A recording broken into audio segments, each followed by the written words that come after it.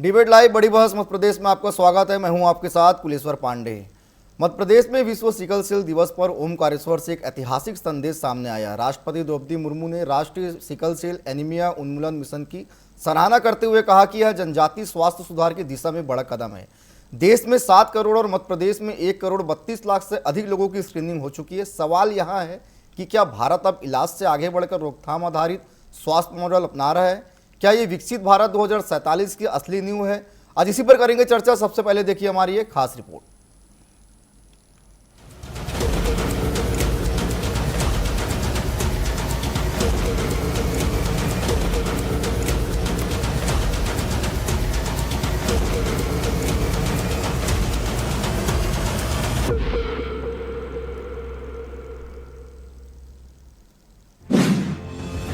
सात करोड़ प्लस लोगों की देश भर में स्क्रीनिंग, 1.32 करोड़ प्लस जांचें केवल मध्य प्रदेश में, 200 लाख प्लस वाहकों की हुई पहचान। क्या भारत बन रहा नया हेल्थ मॉडल? ओंकारेश्वर में विश्व सिकल सेल दिवस का आयोजन केवल एक कार्यक्रम नहीं था, बल्कि एक राष्ट्रीय स्वास्थ्य संकल्प का प्रतीक बना। राष्ट्रपति, राज्यपाल और मुख्यमंत्री की उपस्थिति ने इसे और महत्वपूर्ण बना दिया। यहाँ से संदेश गया कि भारत अब आनुवांशिक बीमारियों के खिलाफ बड़ी लड़ाई लड़ रहा है। सिकल सेल एनीमिया एक गंभीर आनुवांशिक बीमारी है जो पीढ़ियों तक फैल सकती है। इसका सबसे अधिक प्रभाव जनजातीय क्षेत्रों में देखा गया है।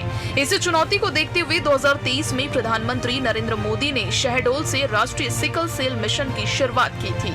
इस मिशन के तहत देश भर में 7 करोड़ से अधिक लोगों की स्क्रीनिंग पूरी हो चुकी है। मध्य प्रदेश में ही 1 करोड़ 32 लाख से ज्यादा जांचें हुई है। लाखों वाहकों की पहचान कर उन्हें समय पर स्वास्थ्य सेवाओं और काउंसलिंग से जोड़ा जा रहा है। पहला, बड़े स्तर पर जागरूकता फैलाए और विवाह पूर्व जेनेटिक काउंसलिंग करना है। मुझे लगता है ये चीज को बेखूबी से मध्य प्रदेश ने कर रहा है। दूसरा, व्यापक स्क्रीनिंग करके समय रहते रोग की पहचान करना है। तीसरे, प्रबंधन की समग्रता को सुनिश्चित करते हुए स्वास्थ्य देखभाल की निरंतरता बनाए रखना है। सार्वजनिक स्वास्थ्य की पहल के लिए से देखते हैं कि देश में पहली बार इतनी बड़ी जनसंख्या की आनुवंशिक स्क्रीनिंग डिजिटल ट्रैकिंग के साथ की जा रही है। मिशन मोड से जुड़े स्क्रीनिंग का ही परिणाम है कि अभी तक लगभग 2.5 लाख लोगों की स्क्रीनिंग की जा चुकी है, चिन्हित जा चुकी है और इस रोग के 20 लाख से भी अधिक वाहक यानी कैरियर भी पहचाना जा चुकी है। मुख्यमंत्री डॉक्टर मोहन यादव के अनुसार यह अभियान अब जन आंदोलन बन चुका है। पंचायत स्तर तक स्क्रीनिंग, सिकल कार्ड वितरण और गर्भवती महिलाओं की निगरानी की जा रही है। 3700 से अधिक सिकल मित्र गांव-गांव में जागरूकता फैला रहे हैं। इस मिशन की सबसे बड़ी खासियत इसका प्रिवेंटिव मॉडल है, यानी बीमारी होने से पहले उसकी पहचान और रोकथाम। डिजिटल ट्रैकिंग और जेनेटिक काउंसिल के जरिए भविष्य की पीढ़ियों को सुरक्षित बनाने का प्रयास किया जा रहा है। आज अगर मैं इस बीमारी की बताता हूं तो केवल अस्पताल नहीं बल्कि एक साथ जन आंदोलन बनाकर 4 मोर्चों पर हम एक साथ लड़ रहे हैं। एक तरफ स्क्रीनिंग करते हुए प्रदेश में 1 करोड़ 32 लाख से अधिक लोगों की स्क्रीनिंग करते हम आगे बढ़ रहे हैं। दूसरा, रोग प्रबंधन में भी गर्भवती महिलाओं को चिन्हित करके उनके परामर्श की और भविष्य की पीढ़ी को बचाने का काम भी हमारी सरकार के माध्यम से हो रहा है। जेनेटिक काउंसलिंग के माध्यम से भी आने वाली पीढ़ियों को सुरक्षित रखने के लिए सिकल सेल कार्ड भी बांटे जा रहे हैं और जन जागरूकता अभियान के माध्यम से 3700 से अधिक सिकल मित्र एनसीसी कैडेट की तरह जन जन तक इस लड़ाई में हमारा साथ दे रहे हैं। विशेषज्ञ मानते हैं कि यह मॉडल भविष्य में अन्य आनुवंशिक बीमारियों पर लागू हो सकता है। अब सवाल है कि क्या जनजातीय विकास केवल बुनियादी सुविधाओं तक सीमित है या स्वास्थ्य ही असली विकास की कुंजी है। सिकल सेल मिशन ने भारत की स्वास्थ्य नीति को नई दिशा दी है। इलाज से आगे बढ़कर रोकथाम और जागरूकता पर जोर दिया जा रहा है। ये केवल एक अभियान नहीं बल्कि विकसित भारत 2047 की स्वास्थ्य नींव है। अब देखना यह है कि ये मॉडल कितना प्रभावी बदलाव लाता है।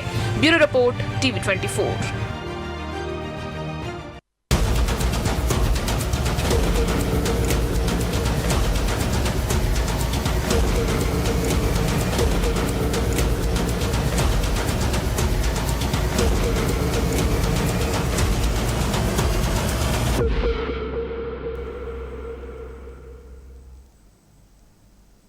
तो आज का हमारा मुद्दा ही है जन विश्वास का आधार। निश्चित तौर पे जिस तरह से मध्य प्रदेश में इसमें लेकर व्यापक रूप से काम किया जा रहा है और लगातार जो है खुद मुख्यमंत्री मोहन यादव जो है इस पर नज़र बनाए रखें। तो चलिए इसी पर करेंगे चर्चा। हमारे साथ 3 बेहद खास मेहमान जुड़ चुके हैं। केजी पाठक जी है, बीजेपी प्रवक्ता, स्वागत करता हूँ मैं उनका। प्रवीण खरे जी है, कांग्रेस प्रवक्ता, उनका भी स्वागत करता हूँ। के साइनी जी है, वरिष्ठ पत्रकार, उनका भी स्वागत करता हूँ। सबसे पहले शुरुआत में पाठक जी आपसे ही करूंगा। जिस तरह से शहडोल से इसकी शुरुआत हुई थी, पीएम मोदी ने किया था और आज जो है देश भर में जो इसको लेकर व्यापक रूप से काम किया जा रहा है, मध्य प्रदेश में इसकी तस्वीर कितनी बदली है?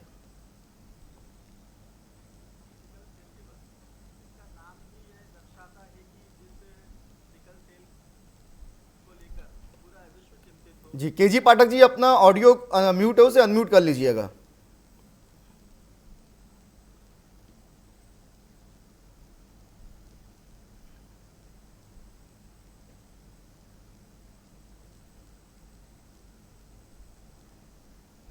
चलिए, पाठक जी से संपर्क नहीं हो पा रहा, हम फिर से उनसे जुड़ेंगे। हम सीधा चलते हैं साइनी जी के पास, उसके बाद मैं कांग्रेस प्रवक्ता के पास पहुंचूंगा। साइनी जी, जिस तरह से मध्य प्रदेश से इसकी शुरुआत हुई थी मिशन से और मध्य प्रदेश में इसको एक जन आंदोलन के रूप में लिया गया ताकि ये जो बीमारी उसमें गिरावट आए, कैसे देखते हैं इसे आप? नहीं, बहुत ही इम्पोर्टेंट चीज है। आप में ये क्या है, मतलब अब हम तो बहुत लेट हो चुके हैं। आप देखिए दुनिया के बाकी देशों में इसको इराडिकेट कर चुके हैं। कहीं पे भी अब सिकल सेल जो बड़े बड़े कंट्रीज हैं, जापान है, इटली है, इनने सब इसको खत्म कर दिया। वहाँ पे बिल्कुल मतलब इराडिकेट हो चुका है। हम लोग बहुत पीछे रह गए, तो हमें इसको बहुत ही फास्ट स्केल में करने की जरूरत है। और जिस तरह से स्टेप लिए जा रहे हैं, निश्चित तौर पे ये बहुत ही एक पॉजिटिव स्टेप है। पर हमें ये एक और चीज समझना चाहिए कि ये जो सिकल सेल है, ये किसी के छूने से या हवा से, पानी से नहीं आता है। ये जेनेटिक एक बीमारी है, तो ये पेरेंट्स से बच्चों में आता है। तो इसमें एक और चीज जो इम्पोर्टेंट है, जो इसमें करना चाहिए कि मैरिज से पहले लड़का और लड़की के जिस तरह से हम कुंडली मिलाते हैं, वैसे इनका हेल्थ रिपोर्ट मिलाना चाहिए। क्योंकि दोनों पेरेंट्स में अगर सिकल सेल की निशानी दिखते हैं, पॉजिटिव आते हैं, तो फिर बच्चों में होने के चांसेस बहुत ज्यादा हो जाते हैं। तो अगर रोकथाम वही किया जा सकता है कि अगर मैरिज से पहले अगर दोनों लड़का लड़की का अगर ये कार्ड एक बार वो होता है, ये जागरूकता से ही आ सकते हैं। इसमें पब्लिक जो है उनको इसमें जागरूक करना होगा, उनको इस चीज की जानकारी होनी चाहिए। जिस तरह से आप कुंडली मिलाते हो वैसे, और स्पेशली ट्राइबल एरियाज में सबसे ज्यादा होता है, तो वहां पे ये इस तरह के मैसेजिंग करना बहुत थोड़ा मुश्किल हो जाता है, क्योंकि उनका सिस्टम बहुत डिफरेंट है। तो उनको ये बहुत ज्यादा उनके अंदर जाके उनके साथ बैठ के उनको एक अपनापन, एक ट्रस्ट डेवलप करके उनको ये बात समझानी पड़ेगी कि जब इनकी मैरिज होती है तो डेफिनेटली दोनों लड़का लड़की के आप कार्ड टेस्ट करिए। इसमें किसी एक व्यक्ति को, दोनों को अगर है सिकल सेल, तो वो मैरिज नहीं होना चाहिए, क्योंकि उससे बच्चों के चांसेस 100% उसको आने के चांसेस। ठीक है पाठक जी, आपको मेरी आवाज आ रही है? मुझे तो आपकी आवाज आ रही है जी। पाठक जी, मैंने कहा कि जिस तरह से पीएम मोदी ने मध्य प्रदेश से इसकी शुरुआत की थी मिशन के रूप में, देश भर में जो है इस पर काम किया जा रहा है। मध्य प्रदेश में भी इसको जो है मुख्यमंत्री ने जन आंदोलन के तौर पे लिया गया ताकि इसमें गिरावट आए। सर, कितनी गिरावट अभी तक आई है? देखिए, पहले तो मैं ये कहना चाहूंगा कि इस बीमारी का भयावहता का अंदाजा हम इसी बात से लगा सकते हैं कि विश्व सिकल सेल दिवस के रूप में इसको मनाया जाता है। प्रधानमंत्री नरेंद्र मोदी जी ने 2023 में इसीलिए मध्य प्रदेश के शहडोल से इस सिकल सेल दिवस के अवसर पर इस बीमारी की रोकथाम के लिए सबको जागरूक करने के लिए एक कार्यक्रम किया था। और मैं आपको यह बताना चाहता हूं कि मध्य प्रदेश सरकार ने उसी प्रकार से इस अभियान में भागीदारी करते हुए इसको जन अभियान का रूप और स्वरूप प्रदान करने का काम किया है। पूरे देश में अगर 7 करोड़ लोगों को ऊपर इस प्रकार का प्रयास किया गया है, तो उसमें से मध्य प्रदेश में ही 1 करोड़ 30 लाख के आसपास लोग आते हैं। इसी बात से मध्य प्रदेश ने कितनी गंभीरता पूर्वक इस अभियान को लिया है हम समझ सकते हैं। ओमकारेश्वर में राष्ट्रपति जी द्रौपदी मुर्मू जी आई हैं और उन्होंने मध्य प्रदेश के प्रयासों की इसीलिए सराहना भी की है। वास्तव में यह एक आनुवंशिक बीमारियों का सिकल सेल है, जिसको रोकथाम के लिए मध्य प्रदेश सरकार 4 लक्ष्य बनाकर काम कर रही है। स्क्रीनिंग भी कर रही है, जेनेटिक काउंसलिंग भी कर रही है, डिजिटल ट्रैकिंग भी कर रही है और साथ में जन भागीदारी के माध्यम से जन जागरण का कार्यक्रम भी चला रही है। और हमें यह कहते हुए प्रसन्नता है कि मध्य प्रदेश सरकार के इन प्रयासों का दूरगामी असर भी दिखाई देने लगा है। ना सिर्फ सिकल सेल के रूप में, बल्कि अन्य बीमारियों की रोकथाम के रूप में भी ये जन जागरण अभियान और जागरूकता अभियान जो मध्य प्रदेश शासन द्वारा चलाया जा रहा है वह आगे आकर अच्छे परिणाम देगा। और मध्य प्रदेश में ही नहीं, भारत सरकार प्रतिबद्ध है इस अभियान को पूरे देश में उसी रफ्तार से, उसी गति से आगे बढ़ाने के लिए। जिस रफ्तार और गति से मध्य प्रदेश की मोहन यादव सरकार ने इस अभियान को लिया है, हम मध्य प्रदेश के मुख्यमंत्री मोहन यादव जी के साथ साथ नरेंद्र मोदी जी के प्रयासों की यहाँ पर जन भागीदारी के माध्यम से जो हमारे पास आंकड़े आ रहे हैं, जो आदिवासी क्षेत्रों में, जनजातीय क्षेत्रों में जिस प्रकार से हमारे जो सिकल मित्र हैं वह इस अभियान को गति दे रहे हैं, ठीक है। निश्चित तौर पर यह अभियान सभी के लिए, सभी के द्वारा सराहा जा रहा है। और हम मध्य प्रदेश शासन की ओर से सभी को यह आश्वस्त भी करते हैं, यह वचन भी देते हैं कि प्रत्येक स्वास्थ्य संबंधी देखरेख के लिए, रखरखाव के लिए, सिर्फ पहचान ही नहीं, रोकथाम के लिए भी आगे चलकर ये बीमारियां विकराल रूप धारण न करें, इसके लिए प्रतिबद्ध हैं। हम सबसे जन सहयोग मांगते हैं। जिस प्रकार से मध्य प्रदेश सरकार, मुख्यमंत्री मोहन यादव जी, प्रधानमंत्री नरेंद्र मोदी जी इसको एक अभियान बनाकर, मिशन बनाकर आगे ले जा रहे हैं, जन भागीदारी भी उसी रूप में मध्य प्रदेश शासन और भारत सरकार चाहती है। ठीक है प्रवीण जी, ठीक है केजी जी, ठीक है। प्रवीण जी, जिस तरह से सरकार दावे कर रही है, क्या जमीनी स्तर पर उसमें अंतर दिखाई देते हैं? क्योंकि सरकार तो कह रही है कि हम व्यापक रूप से मध्य प्रदेश में इस बीमारी को खत्म करने के लिए काम किया जा रहा है, क्या कहेंगे? देखिए पाठक जी, मेरा व्यक्तिगत मानना ये है कि राजनीति के विषय तमाम हो सकते हैं, लेकिन अगर स्वास्थ्य और जीवन के सुधार का विषय हो, इस पर राजनीति बिल्कुल। लेकिन तथ्यों की जब बात आती है, क्योंकि जब लोकतांत्रिक व्यवस्था है, सरकारें हैं, विभाग हैं, जैसे स्वास्थ्य मंत्रालय है, सबके अलग अलग मंत्रालय है, तो इनके लिए एक निश्चित बजट राशि भी जारी होती है। मैं ये कहना चाहता हूँ कि जनजातीय जो भी साथी हैं, जो भी अपने विभिन्न क्षेत्रों में रह रहे हैं, उनके लिए विकास का अर्थ केवल घर, मकान, सड़क, बिजली इत्यादि ना हो, उनके लिए शिक्षा और स्वास्थ्य बहुत महत्वपूर्ण है। क्योंकि स्वास्थ्य के लिए जागरूक हम किसी भी समुदाय को, किसी भी वर्ग को, किसी व्यक्ति को तब तक नहीं कर सकते जब तक उनको पूर्णतः शिक्षित न करें। कोई भी कार्यक्रम यदि हम चलाते हैं किसी खास समुदाय के अंदर, जैसे ये बीमारी जनजातीय भाइयों के बीच है, हमें कोई भी प्रोग्राम चला उनके क्षेत्रीय भाषा में हमें चीज को बड़ा महत्व रखना चाहिए, क्योंकि वो भाषा उनको बड़े आसानी से समझ में आ जाए।